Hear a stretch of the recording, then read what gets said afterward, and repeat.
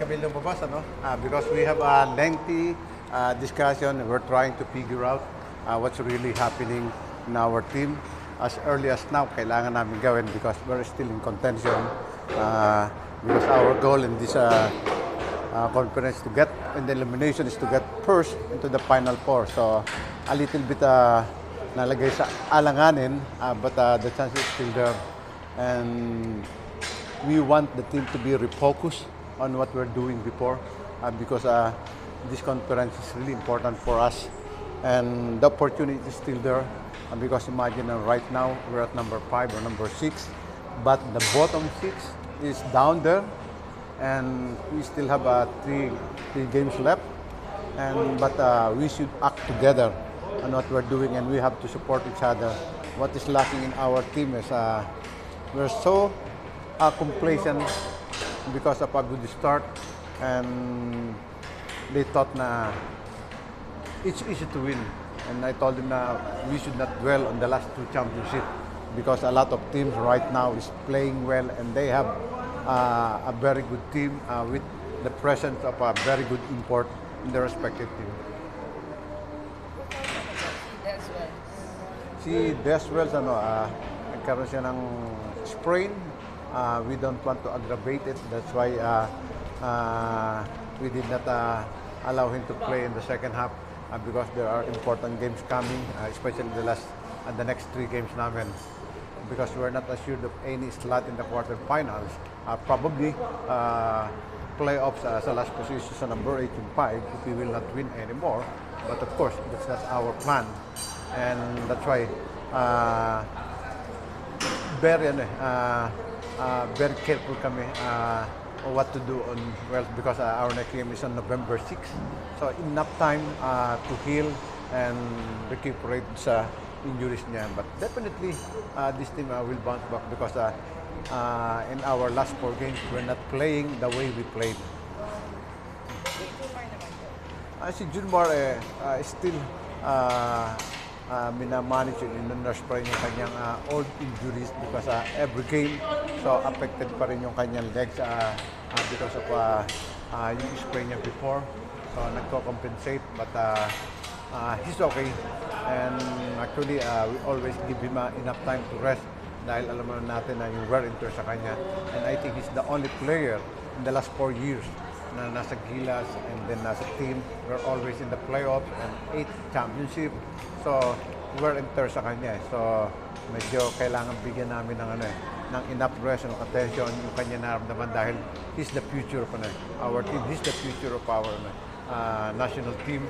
So, we don't want something happen to him because especially this coming SEA Games na I think he could help the team winning another championship for the SEA Games.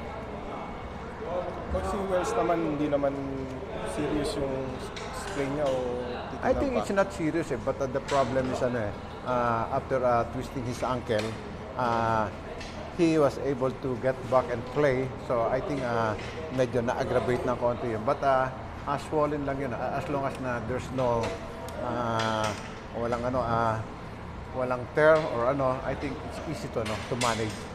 Kung magalang yun, it's easy to manage, But we will see what will happen in the next few days because I told him that he has to coordinate with our PT so that every day for the fast healing of yung kanyang injury ngayon.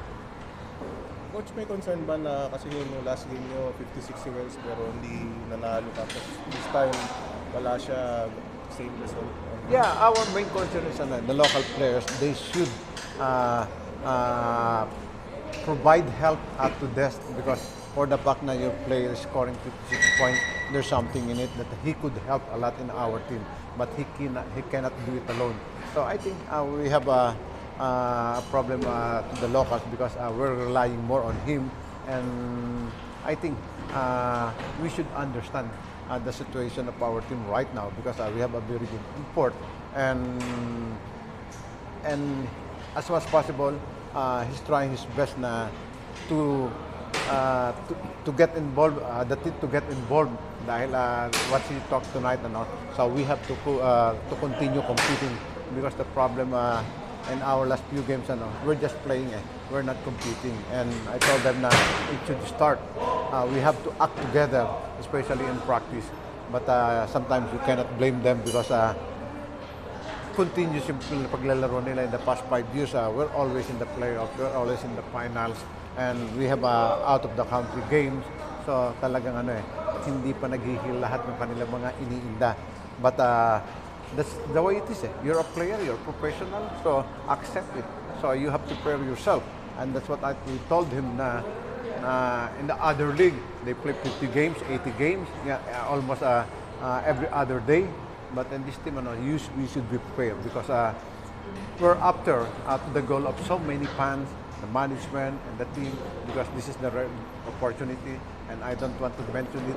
Everybody knows because that's something na could pressure the team.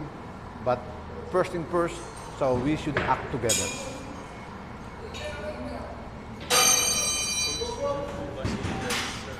For tests tomorrow or in the coming days, I mean, MRI or whatever. I think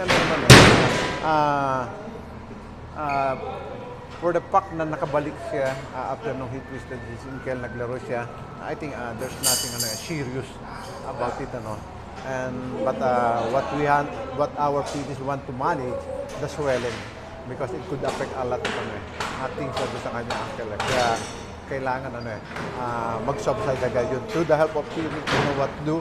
And I think he'll be okay next game. But first, we have to give him enough rest. So speaking of rest, tingin mo itong medyo 10 days na next week pa November 6, medyo may relief po ba na makakapag-recruit kayo with that time? Yeah, we're fortunate because we have 10 days before our next game and chance to reflect because we're trying to figure out what's really wrong with us, if it is physically, mentally, or psychologically. And there's so many things contributed to our bad performance in the last 4 games. Although we won against Colombia, but we're not happy in that game because we just came from behind of the game, and there's a lot of people expecting a lot more from us, and that's not our game. And we should get back to the way we played in the playoff, and the way we play right now is not like we're looking for another championship.